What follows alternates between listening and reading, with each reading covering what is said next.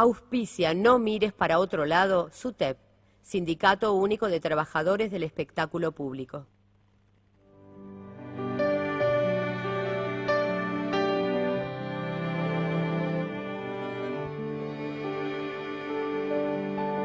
Todo está guardado en la memoria, sueño de la vida y de la historia.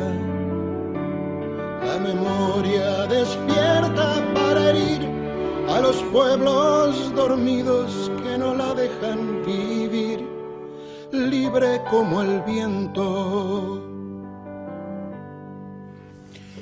Hola, ¿qué tal? ¿Cómo están? Muy buenas noches. Es martes 22:03. Estamos en la FM 93.9 Radio Palermo. Es el día, la hora y el lugar en que damos inicio a una nueva emisión de No Mires para Otro Lado, el programa de la Asociación Civil Martín Castellucci. Asociación Civil Martín Castellucci, que nació hace casi 10 años, porque van a cumplirse 10 años del asesinato de Martín dentro de pocos días. Y han sido 10 años de gestión difícil, complicada, porque elegimos un camino convencidos de que para evitar que sucedieran tragedias como la que nos había sucedido con el asesinato de Martín en la puerta del boliche de la Casona de Lanús,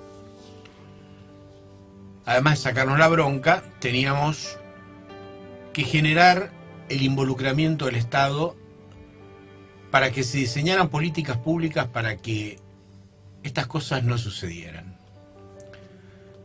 Tuvimos un aprendizaje muy duro que transitar, con el dolor a cuestas, y simultáneamente tratar de organizarnos para construir. Y descubrimos que en ese mundo que empezábamos a transitar y a conocer y que queríamos cambiar, había una serie de actores.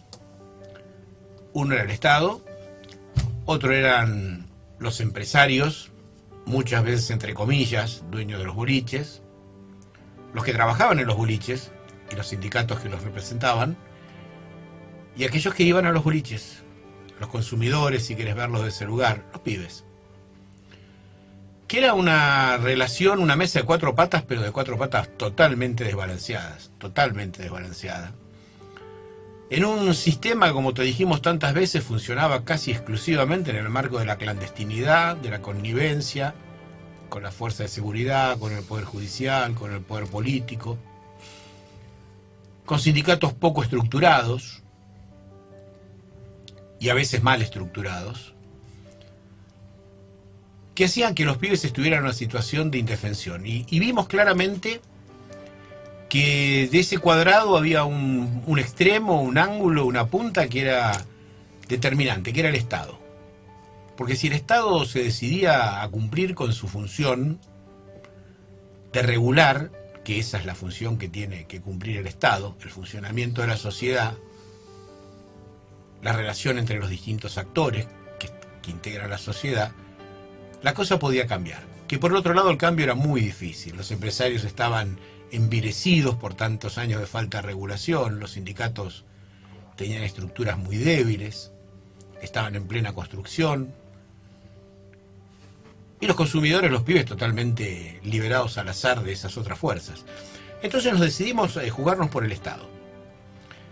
El camino más difícil y más complicado de todos, porque era el responsable, en definitiva, de la muerte de Martín, y el responsable siempre de las muertes evitables que suceden en esta sociedad. Siempre, en última instancia, el Estado es responsable. A veces porque algunos de sus agentes se ejecutan, como en el caso del gatillo fácil, y otras veces porque no cumple con las funciones de regulación y de control que debiera cumplir. Pero decidimos ponernos a su lado y construir con el Estado el diseño de políticas públicas. Y fue y es una lucha complicadísima, con muchos vaivenes, con mucho esfuerzo, con mucho ruido y pocas nueces, para decirlo de alguna manera. Y durante muchos años trabajamos con la gestión del gobierno anterior con claroscuros, con luces y con sombras. Con mucho ruido y con pocas nueces, pero algunas nueces. Y tratamos de construir, y tratamos de ser puente entre las necesidades de aquellos sectores de la sociedad que padecían la misma tragedia que nos había tocado padecer a nosotros y las posibilidades de ese Estado que se estaba conformando, que se había ido modificando en los últimos años, que había crecido, que tenía grietas, que tenía espacios por donde podías transitar y encontrar alguna respuesta a ese Estado. Y a partir de eso peleamos por construir alternativas. En nuestra relación con los sindicatos, con una gran decepción con uno de ellos, con el trabajo que estamos haciendo hoy con otro de esos sindicatos que están tratando de recuperar un espacio que ha perdido históricamente, pero siempre con el Estado. El problema es que el Estado tiene muchos vicios. Tiene muchos vicios. Los funcionarios tienen muchos vicios, porque si el Estado no tuviera vicios y los funcionarios no tuvieran vicios, la clandestinidad de la noche sería absolutamente imposible, porque solo puede ser con la connivencia de aquellos que controlan. Pero también ahí, nunca en ningún segmento de la sociedad son todos iguales. También en el espacio del Estado encontramos lugares desde los cuales construir. Sin embargo, en esta evaluación que te hago de nuestros 10 años de trabajo de la asociación, también ha pasado un último año que nos permite hacer una evaluación. Y lo que nos ha sucedido en este último año es que nos encontramos con un Estado con el cual nos resultó, y funcionarios de ese Estado con el cual nos resultó difícil iniciar y recomponer un vínculo. Nos llevó meses, y que una vez recompuesto ese vínculo, había cambiado la matriz respecto de la cual estábamos acostumbrados a trabajar. Porque, como te dije, antes teníamos claroscuros, ruidos, pocas nueces, pero había nueces. En este último año que ha transcurrido, creo que hemos dado muchos pasos para atrás. Hay espacios en los cuales dialogar, pero el diálogo solo tiene sentido si se construye. No se dialoga para conocerse, para intercambiar opiniones, para crecer. Nosotros queremos dialogar con el Estado y con los funcionarios, porque queremos construir una realidad distinta. Y si esos funcionarios después no transmiten acciones concretas hacia la sociedad, siguen pasando las tragedias. Nosotros invocamos a los funcionarios a ponerse en acción, a dejar de trabajar para el marketing, a dejar de trabajar para la foto, trabajar para aquellos que lo necesitan en este ámbito. Porque hay muchos que necesitan del Estado. Por su inserción social, por su vulnerabilidad. Porque padecer estas tragedias siendo vulnerable es mucho más doloroso que cuando puedes dar algunas respuestas. Y es el Estado el que tiene que dar esas respuestas. Y hoy estamos encontrando solamente espacios en los cuales dialogar, pero donde no hay respuestas y donde no hay acciones. Todas aquellas acciones que nosotros estábamos llevando hasta el año pasado se suspendieron. Y más allá de que hablamos y que dialogamos, no han surgido nuevas acciones, porque es posible que un enfoque y una mirada distinta a la realidad, desde una pertenencia política distinta, tenga otra direccionalidad. Pero no hemos encontrado la posibilidad de construir.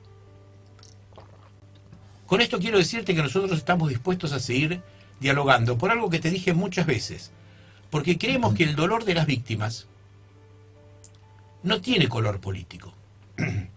Pero en la noche el único color que hay es el del dinero. Entonces necesitamos del Estado, porque como comunidad, si tenemos un Estado que no nos responde, las tragedias siguen pasando. Estamos dispuestos a dialogar, pero queremos construir, porque si no podemos construir, pierde sentido nuestra propia organización. Necesitamos del Estado. No queremos dialogar, no queremos ámbitos amables, compartir ratos entretenidos, cambiar ideas, crecer, compartir ideas y crecer a partir de ese intercambio de ideas. Necesitamos acciones. Estamos entrando en una etapa estacional en la cual el problema de la noche empieza a ser grave. La cuestión no es hacer campañas en la costa porque el marketing indica que queda bien repartir papeles en la costa, que está bien repartir papeles, está bien informar, pero se necesitan respuestas. Y nosotros no nos vamos a callar. Nosotros no vamos a sentarnos a dialogar si no podemos construir. Porque lo que queremos precisamente a partir de nuestro dolor, de nuestra historia, es construir. Somos constructores, no cómplices. Yo soy Oscar Castellucci, esto es No Mires para Otro Lado, el programa que hacemos cada martes desde la Asociación Civil Martín Castellucci, que comparto con Oscar Merlo. ¿Cómo estás? ¿Qué tal? Buenas noches a todos. Y con nuestro equipo, que todos los martes Ana Herrera se incorpora un ratito. Ya está con nuestra invitada, fuera del estudio. Maximiliano Perel nos pone eficazmente, como todos los martes, en el aire. Y Javier Fili, que está por llegar un ratito en camino, nuestro coordinador de aire, ya llegó, nos dice por línea interna Maxi, que somos buenos lo que hacemos, no mires para otro lado, que compartimos noticias con vos, que queremos reflexionar como esta reflexión que acabo de hacer con vos, porque esta realidad la construimos entre todos. No nosotros que estamos sentados de este lado del micrófono, sino vos también que nos estás escuchando, y por eso compartimos con vos ideas. Hoy tenemos un programa que te pido que no te lo pierdas. Hoy tenemos una invitada de lujo, nos enorgullece, nos satisface profundamente decir que hoy nos va a acompañar Adoración Dora Gutiérrez, la mamá de María Laura Álvarez, una de esas madres luchadoras que son un ejemplo de vida, que si lo conoces, profundizá lo que conoces, y si no lo conoces, no te lo pierdas. Antes de que ella entre al estudio, ya está en la radio con Nana Herrera. Merlo tiene algunas noticias para compartir y le damos adelante con No mires para otro lado. Sí, Castellucci, una es con poca información de nombres, siempre nos gustan los nombres. Tiene que ver un hecho de la noche, que se generó en Santa Fe, en Roldán, una localidad de Santa Fe. Hubo dos chicos que fueron ferozmente golpeados, aparentemente por agentes de la policía. Esto fue en la puerta del boliche Water. Fueron trasladados a la comisaría Sexta con otros 3 amigos y todos quedaron demorados por ser menores de edad. Acá nosotros en realidad no tenemos apellidos, tenemos una localidad, tenemos la mamá que es mayor, obviamente, se llama María Díaz. Dice: mi hijo me había sacado sin permiso la moto y en la puerta del boliche los policías lo bajaron a las piñas. Una vez en el piso, le siguieron pegando entre dos, lo levantaron y llevaron a la comisaría, donde lo estuvieron sangrando toda la noche adentro de una celda.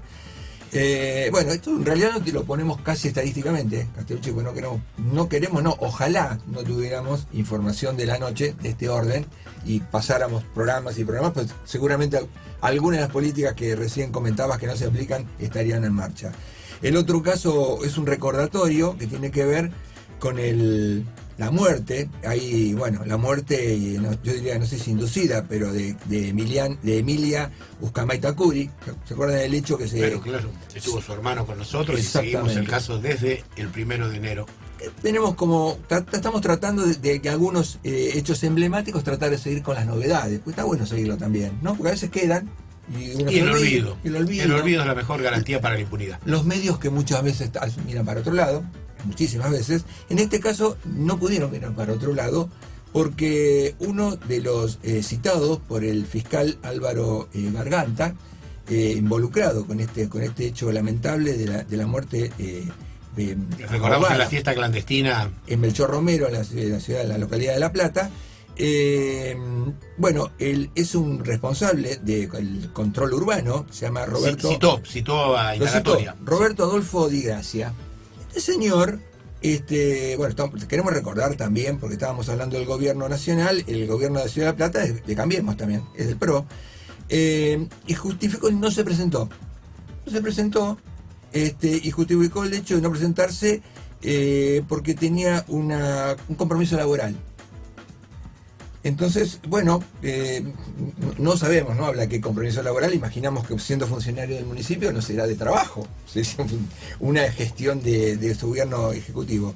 Lo concreto que es un hecho insólito más que, de alguna manera, casi desposiciona al Poder Judicial de La Plata, que está interviniendo, porque este señor se toma la atribución de no no lo amenazaron de ir a jugar con un patrullero. No, nada. No hubo ningún operativo mediático de ningún orden donde le hicieran cumplir con lo que corresponde, que es cumplir con la justicia. Así que lo queríamos, por supuesto que de los... ¿Cómo se llama el funcionario? El funcionario se llama Roberto... Jefe de control urbano. Sí, Roberto Adolfo Di Gracia. Bueno, Di Gracia, deja de trabajar tanto y cumplir porque están investigando la muerte de una piba. Vamos a esto, hacemos una pausita, vamos a nuestra propuesta musical de hoy y ya se incorpora nuestra invitada Adoración Dori Gutiérrez y Ana Herrera a la mesa de No mires para otro lado.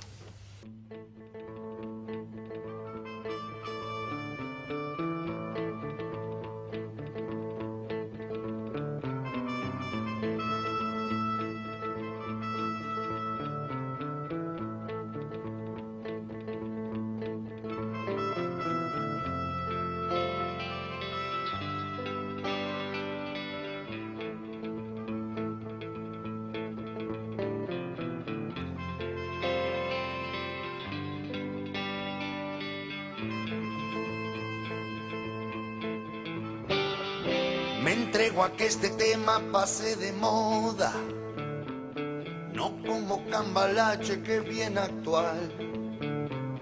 Una gotita para la vista gorda, contra veneno de hábitos que hacen mal. ¿Cómo detectar gobiernos procaces? ¿Cómo detectar gobiernos procaces? Son los que ratifican leyes mineras, llevan tatuado maricón en la piel, los que regalan a empresas extranjeras toda la cordillera menos su hotel. Yo los llamo los gobiernos procaces. Yo los llamo los gobiernos procaces. Cortan el presupuesto de los maestros, nombran ministro a un funcionario represor, manejan la ciudad como un club de fútbol, confunden represión con educación. Yo los llamo los gobiernos procaces. Yo los llamo los gobiernos procaces. Y algunos son muy buenos bailarines, bailando por un sueño saben brillar. Y si se cansan de no ir nunca al Congreso, con la efedrina pila vuelven a andar. Yo los llamo los gobiernos procaces. Yo los llamo los gobiernos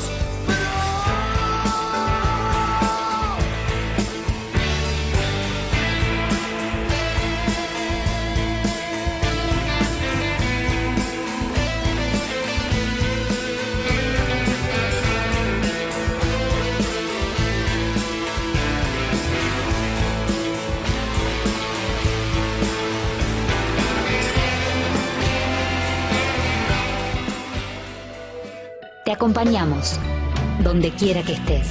Radio Palermo, 93.9.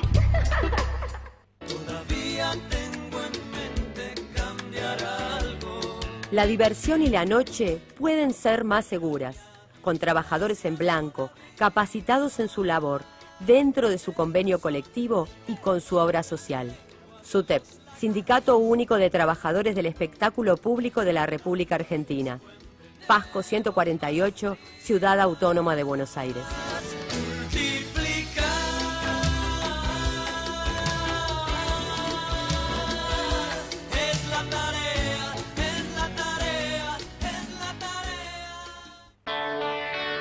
No seas cómplice de la impunidad. No mires para otro lado. No mires para otro lado.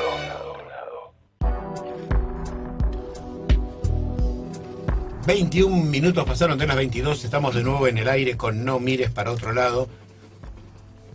Y el musicalizador de hoy, que fue Javier Fili, no sabía de qué iba a hablar yo en la apertura, pero nos mandó una musicalización muy vinculada. Las pastillas del abuelo, gobiernos procaces. Hablábamos de funcionarios y gobiernos procaces, así que nos vino muy bien el tema si lo escucharon con atención.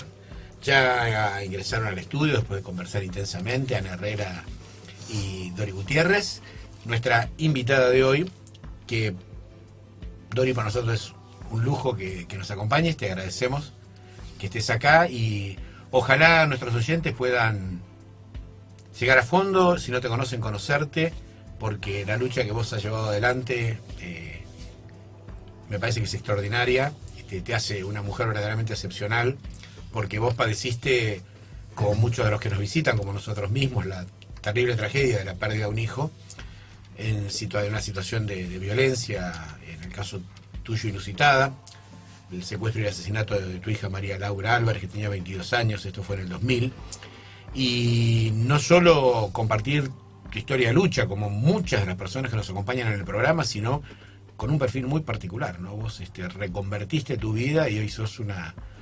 defensora de justamente de aquellas víctimas que padecen y que son víctimas de hechos violentos. Hiciste una construcción de vida verdaderamente admirable, así que te agradecemos. No, gracias a ustedes por la invitación.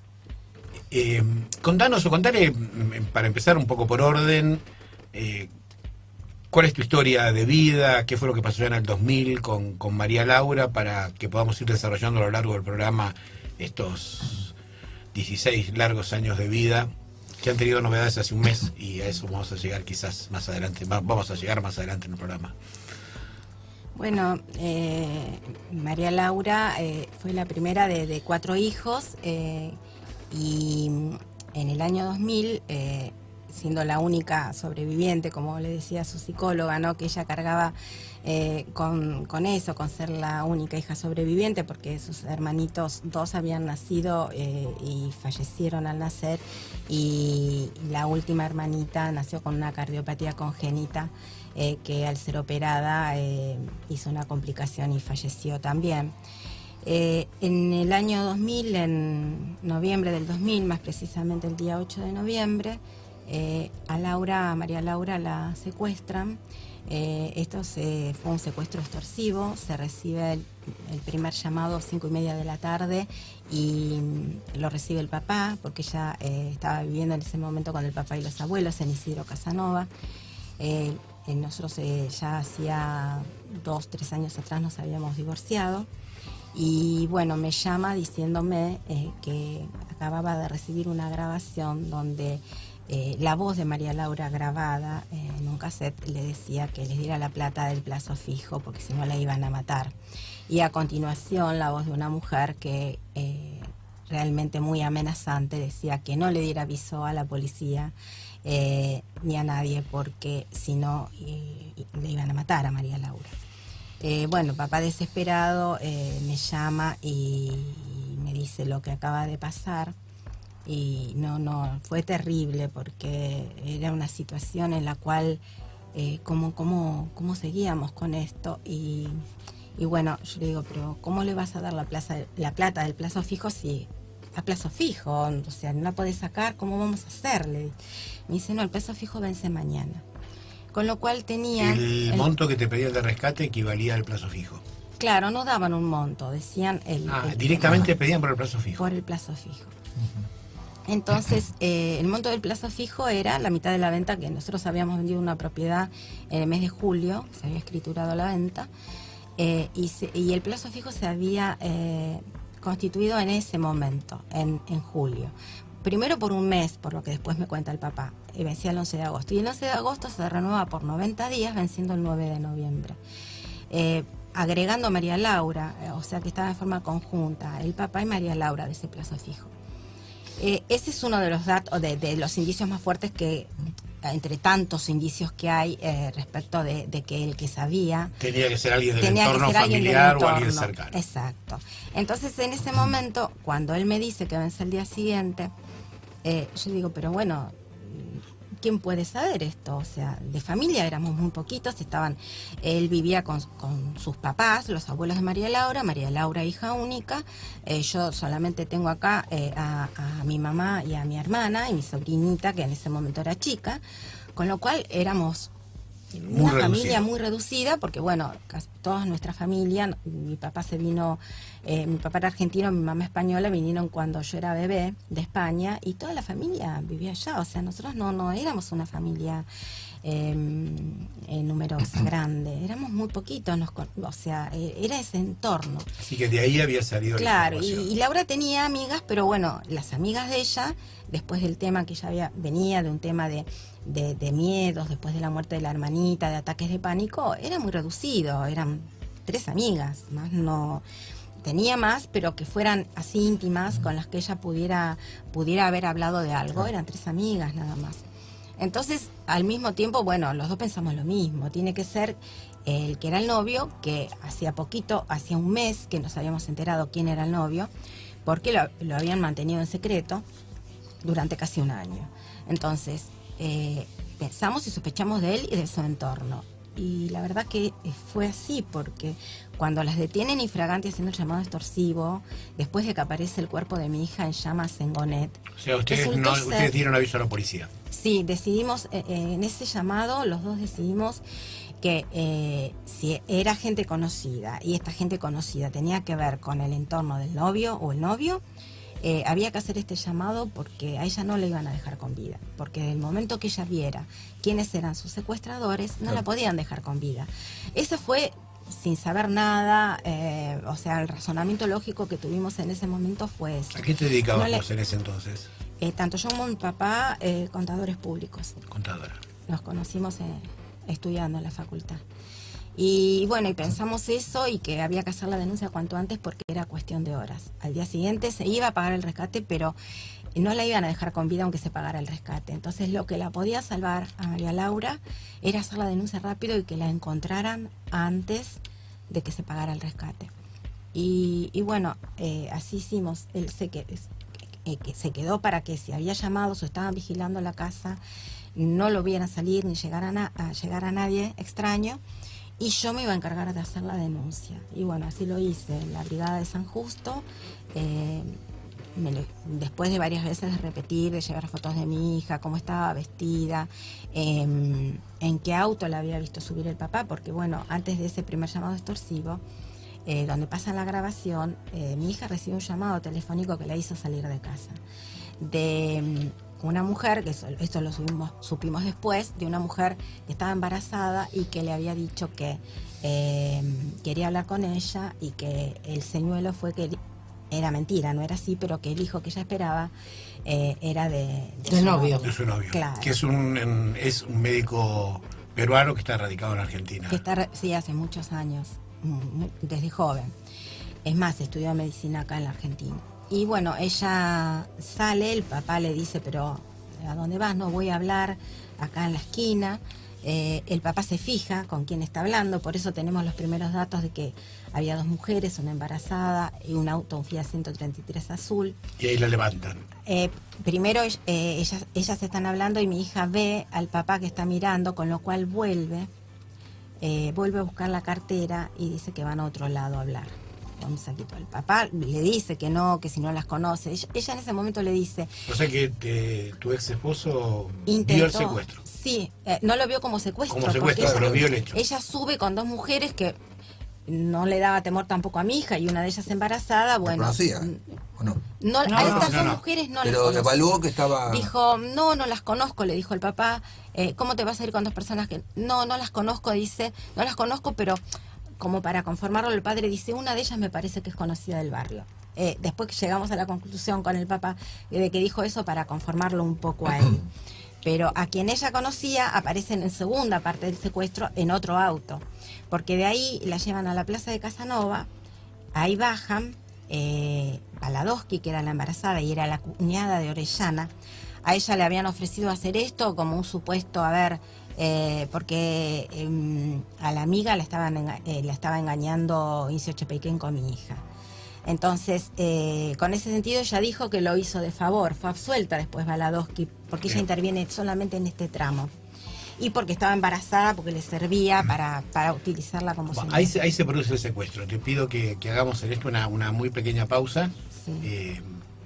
Porque estamos justo en la mitad del programa y cuando regresemos seguimos dialogando con Dori Gutiérrez, que nos va a contar cuál es el desenlace y cómo a partir de ese desenlace inicia su otra vida. 93.9. Lo que pasó en el fin de semana. Futuro sustentable. Lo que necesitas saber para la semana. Radio. Actualidad, medio ambiente, deportes y más. En la voz de Pablo Gago y Lara C. Futuro Sustentable Radio. No te pierdas Futuro Sustentable Radio. Todos los lunes a las 18 horas.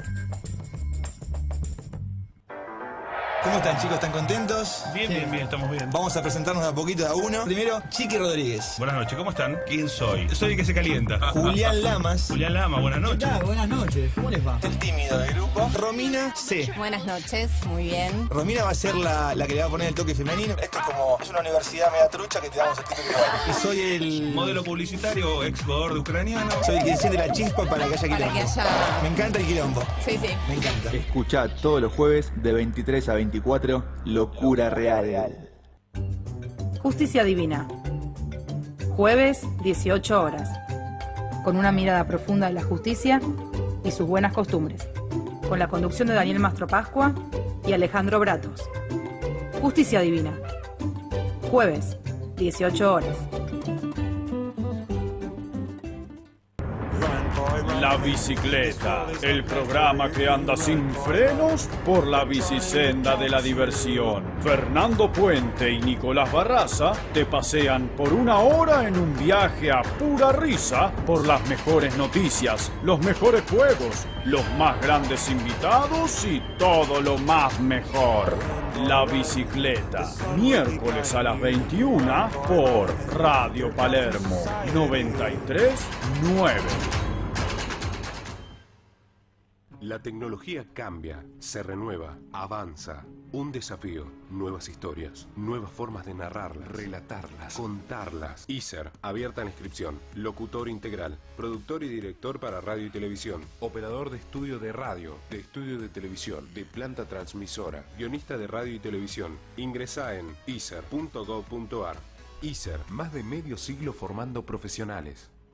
93.9. Tenía un bloqueo para ir para acercarme a abuelas por una cuestión de culpa. Era como un postergar, como decir, bueno, ahora no, más adelante. Me llamaban de abuelas para que me acerque, bueno, sí, ya voy a ir, y bueno, iban pasando los días. Uno siempre está con ese temor a lo nuevo, con ese temor a lo desconocido.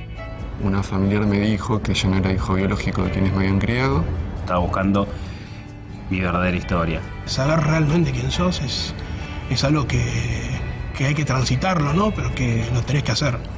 Hay que animarse a encontrarse con ese amor que espera hace tanto. Si naciste entre 1975 y 1980 y crees que podés ser hijo de desaparecidos, comunicate con Abuelas de Plaza de Mayo. 011-4384-0983 www.abuelas.org.ar.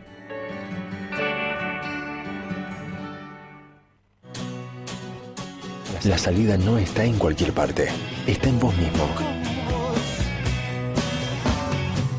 No mires para otro lado. Bueno.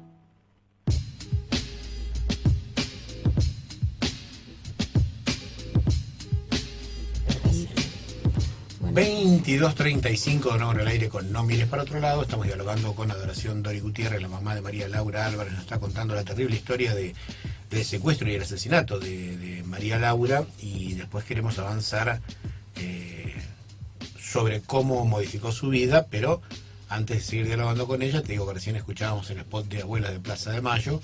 Si tenés dudas de tu identidad, si pensás que podés no ser hijo de la familia a la cual estás integrado, acércate a Abuelas de Plaza de Mayo, porque bueno, hay que tener, como dice el spot, el valor, hay que animarse para recibir o acercarte a tanto amor que se está esperando. Así es, comunicate al 011-43840983, anda a la Casa de las Abuelas, Virrey Ceballos 592, planta baja 1 de la Ciudad de Buenos Aires, o entra a la web www.abuelas.org.ar. Castellucci, y siempre yo lo he tomado con costumbre, hoy se cumplen 318 días del encarcelamiento de Milagro Sala, y el gobierno está sin cumplir con la resolución de la ONU que exige la inmediata libertad.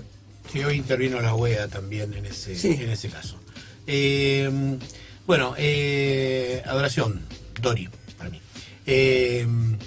Nos contabas cómo fue el secuestro de María Laura, cómo se mueven en la relación con la policía, amagan con pagar el rescate, sabían que era una situación muy complicada, que termina de la peor manera. Al día siguiente, esto al no día ni siguiente. 24 horas. ¿La fueron a buscar al lugar de donde vivía este hombre? O... Tal cual como nosotros pensamos sucedió. Se interviene el teléfono esa misma noche del 8 de noviembre. Se recibe el primer llamado extorsivo donde como prueba de vida María Laura habla con el papá. Ya casi la madrugada del 9, ella en esa que está grabada, esa conversación, le dice que los conoce, ahí se corta, los conozco, y dice no son 2 ni 3, son más los que están atrás de esto. El padre le pregunta por el amigo, porque entre ellos el amigo era Incio Chepeiken, si tenía que ver. Lógicamente acá, bueno, el tribunal y la defensa se agarran de que ella dice no, él no tiene nada que ver, pero no podía contestar otra cosa, estaba con sus secuestradoras atrás, lógicamente, ¿no? Y bueno, continúan los llamados extorsivos al otro día a la mañana. Hay 3 llamados seguidos para hacerse efectivo el pago del rescate. Atiende primero al abuelo, bueno, se hizo un poquitito de tiempo, mientras estaba interveniendo el teléfono, se fue ubicando de dónde eran estos llamados, se fue al banco, pero se trató de ganar un poquitito de tiempo. Él les contesta en el segundo llamado que fue, pero el dinero, como él no avisó, se lo iban a dar hacia el cierre del banco, porque él fue a la mañana. Estos llamados son 11 y media, el último, de la mañana del 9. En el tercer llamado las encuentran desde qué teléfono público de Casanova, cercano a la casa de María Laura, estaban llamando para cobrar el rescate. Y cuando cuelgan de la cabina, las detienen.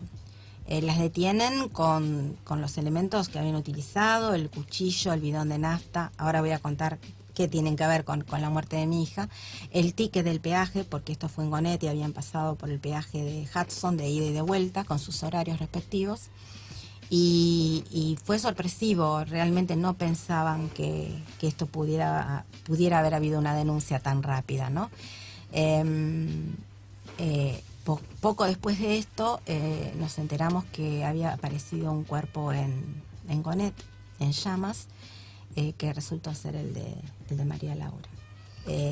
Y los testigos que vieron salir el auto, el segundo auto al que mi hija sube en la plaza de Casanova, donde aparece Di Sopra, que era la pareja de Incio Chepeiken.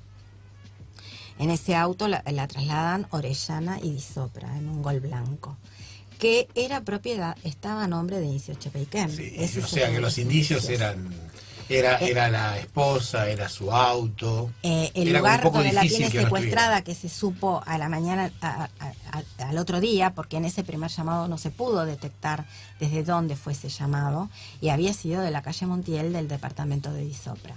Marcaron asterisco 31 numeral. En ese momento no tenía los equipos la policía que tiene ahora, era un grabador y un identificador de llamados lo que usaban, y les había aparecido como privado, anónimo. Y recién a la mañana siguiente les pasa el informe, la CIDE del lugar, de dónde había sido el llamado. Cuando van no había nadie, estaba vacío. Bueno, ese lugar se allanó, se encontraron huellas de mi hija, así como se encontraron cabellos en el auto.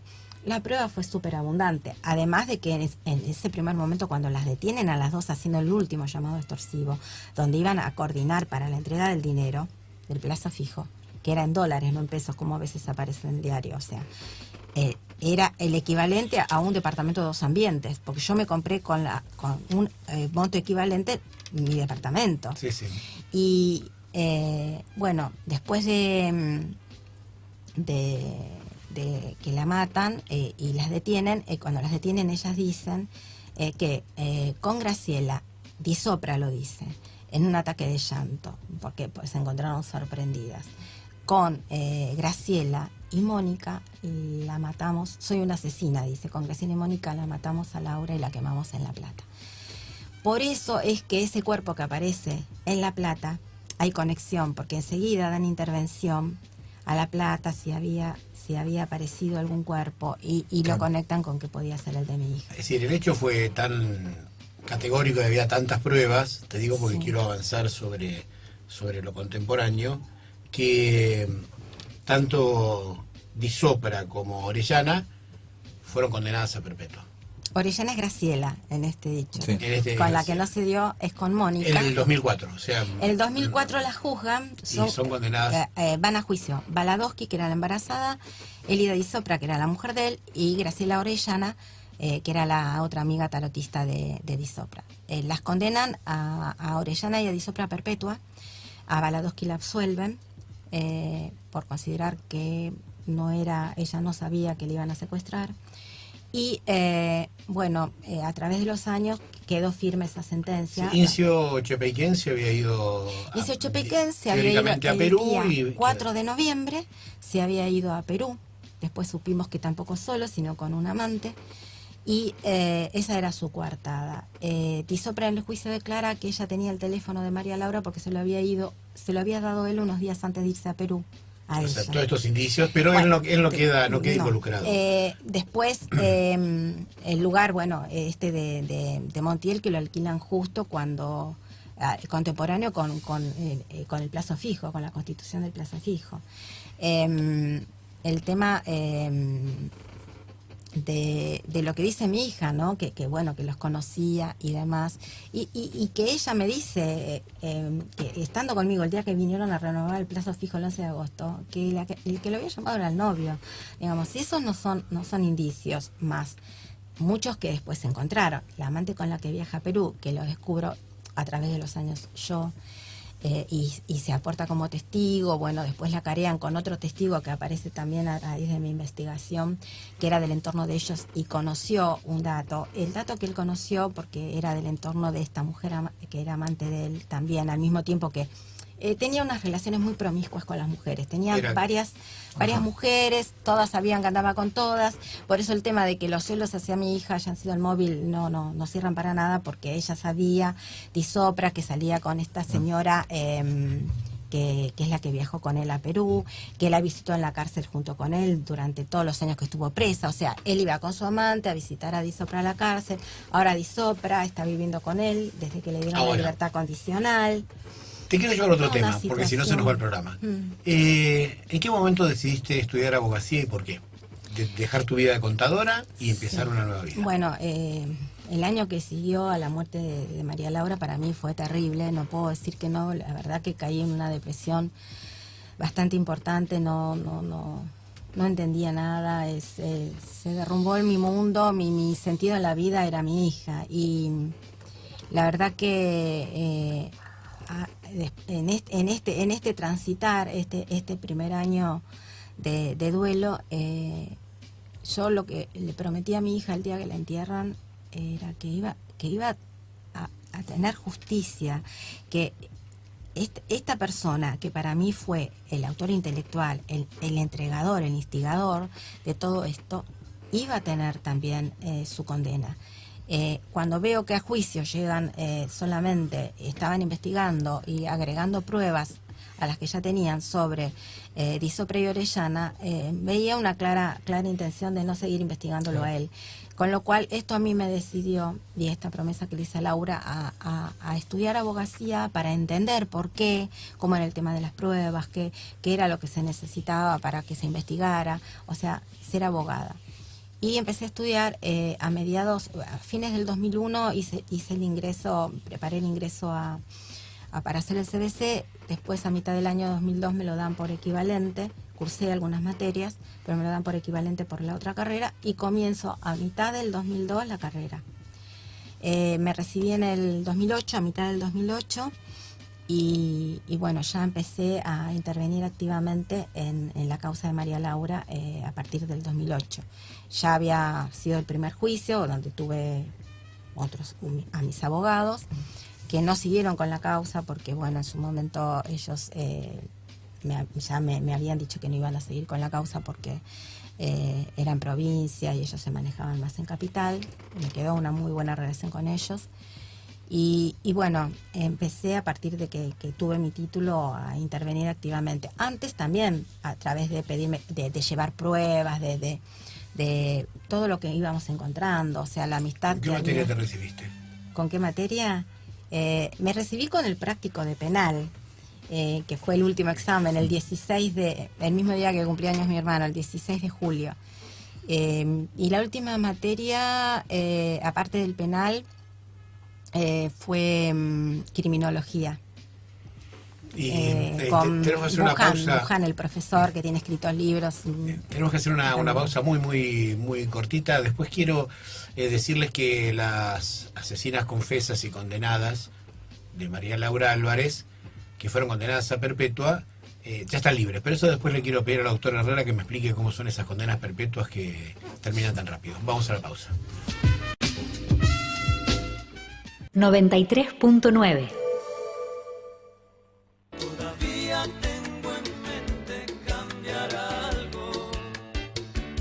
Para muchos, la noche es diversión. Para nosotros es trabajo, responsabilidad, seriedad y compromiso. SUTEP, Sindicato Único de Trabajadores del Espectáculo Público de la República Argentina. Pasco 148, Ciudad Autónoma de Buenos Aires.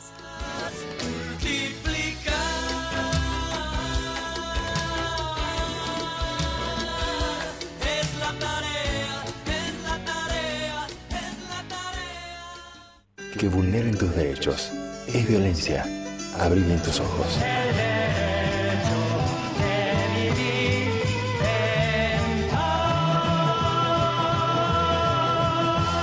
No mires para otro lado.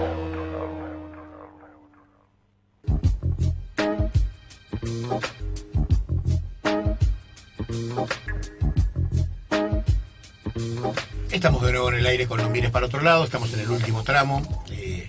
Siempre cuando llegamos a este último tramo pensamos que los programas deberían ser de 2 horas, no de una que una no nos alcanza. ¿Cómo es el tema, Ana? Tenemos 2 abogadas hoy en la mesa, que los que tienen condena perpetua, más allá de que esto sucedió antes del 2001, por lo tanto estaba vigente el desgraciado 2x1. ¿Cómo es que de las condenas perpetuas se sale tan rápido?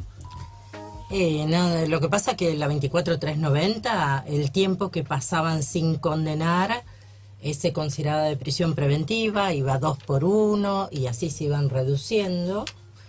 Aparte, a las 2/3 partes se les da por cumplido y toda la historia, así que... ¿Qué es la condena perpetua? Porque para la gente común, cuando dicen condena perpetua, es una condena divina. Perpetua, que es para toda la vida. No, es una condena temporal que tiene un término mayor. Claro. Pero es una condena temporal. ¿Cuál es el término No mayor? existen las condenas ¿Es engañosa perpetuas. a tu juicio o no? No, la palabra perpetua es engañosa. Claro. Sí. Porque la gente cree que debe ser perpetuo y se encuentra con que el tipo condenado a perpetua Hubo sale. varios cambios, sí. Sí, ha habido Estos cambios, años. por suerte, pero... En el año 2000 eran 20 años, luego fue 25, ahora son 35. Sí, ahora para son obtener la 36. libertad condicional. Claro. Pero bueno, es un problema de este Poder Judicial, ¿no? Que condena a perpetuidades que son finitas. Una vez que te recibiste de abogada, te decidiste, tenés una frase que dice que después de lo de mi hija puedo soportar cualquier cosa. Sí. Y te dedicaste a asistencia de víctimas. Trabajaste en el Centro de Protección para los Derechos de la Víctima en Provincia de Buenos Aires. ¿Cómo conseguiste dar ese paso, que es muy terrible, porque no solo te recibiste de abogada por la promesa que habías hecho por María Laura, sino después de dedicarte a encontrarte con otras mamás que habían transitado lo tuyo, tomar esto desde lo técnico? ¿Cómo se hace? Desde antes de recibirme, yo empecé a acompañar a otras mamás que habían perdido hijos, fui a marchas, estuve en una carpa que se hizo frente al Congreso y fui conociendo otros casos. Trabajás en Avice, no lo dijimos, pero eso digámoslo. Conocí a Rosa García, ahí conociste a Rosa formé García, parte de Avice, Asociación de Víctimas de Impunidad, de la impunidad sin esclarecer, de Caseros, 3 de febrero, y en ese transitar, bueno, yo todavía no me había recibido y dije, no, yo no voy a hacer esto solamente por la causa de mi hija, sino que hay mucha gente que también está pasando por lo mismo, que no consiguen un abogado, que están solos. O sea, yo esta posibilidad, y sobre todo trabajando en la UBA, voy a devolver de la gratuidad de mi carrera de alguna manera, ayudando a víctimas. O sea, tomé la decisión, si bien hice el práctico en penal, tanto para defensas como para querellantes, que yo iba solamente a ejercer la profesión de abogada para ayudar a las víctimas, no del lado de la defensa. Si bien me parece perfecto, tienen que tener su defensa los imputados, pero mi sentido era este. Con lo cual... Me la pregunta, los abogados ganan mucha plata algunos. Vos no ganás mucho plata. No, en este momento, bueno, ya no trabajo tampoco en el centro de la víctima, así que soy jubilada y tengo una jubilación mínima, no gano mucha plata. Tampoco tenía un sueldo en el centro de protección de la víctima que, bueno, ¿Y tu relación con las víctimas? Sueldos del Estado. Mi relación con las víctimas, la verdad que en 7 años que estuve trabajando en el centro de protección de la víctima y acompañando y asistencia, a mí... yo creo que era un ida y vuelta, porque si en algo yo las podía ayudar o colaborar, estaba la vuelta, porque ellos también me ayudaban a mí con su confianza y con sus historias de vida. Era un ida y vuelta. A mí me ayudó también muchísimo, porque el sentir que yo podía participar o de pequeña forma en algo, o aliviarles con un abrazo aunque fuera y unas palabras y poderlos ayudar en esos momentos de hacer trámites y demás, para mí era una compensación extraordinaria. Por eso decidí hacerlo, si bien, bueno, es duro, ¿no? Porque se viven situaciones muy difíciles. Qué conjunción, ¿no? Porque, bueno, es muy elemental lo que te digo. Cuando hay una buena persona, ¿no? Hay una buena persona, a veces tampoco una buena persona. Hay gente que puede caer, digamos, no salir para el lado que saliste vos. Pero vos, digamos, no tenías una actividad anterior que te vinculara a estas cosas, ¿no? Por ahí hay unas personas que hacen otras tareas, ¿no? Que participan de política. Vos tenés otra vida profesional, pero te involucraste empezaste por lo tuyo y después entendiste esto de pensar en el otro, ¿no? Es una cosa que parece sencilla, pero que no parecía ser tan habitual. No sé, para mí es algo que se dio en forma natural y yo lo sentí como, para mí fue transformar toda esa situación de dolor en algo positivo, en hacer también algo por los demás, que yo creo que es lo mejor que se puede hacer, tratar de hacer algo por otros, ¿no? Para hacer algo por uno también. Y bueno, no sé si lo hice bien, si lo hice mal, lo hice con toda mi mejor energía puesta en eso y la intención de ayudar. Y bueno, sigo en eso, sigo con las mamás de Avise, asesorando cada vez que me llaman, a veces por Facebook, a veces a mi teléfono, por el chat, y bueno, estando ahí, dando una mano en lo que puedo.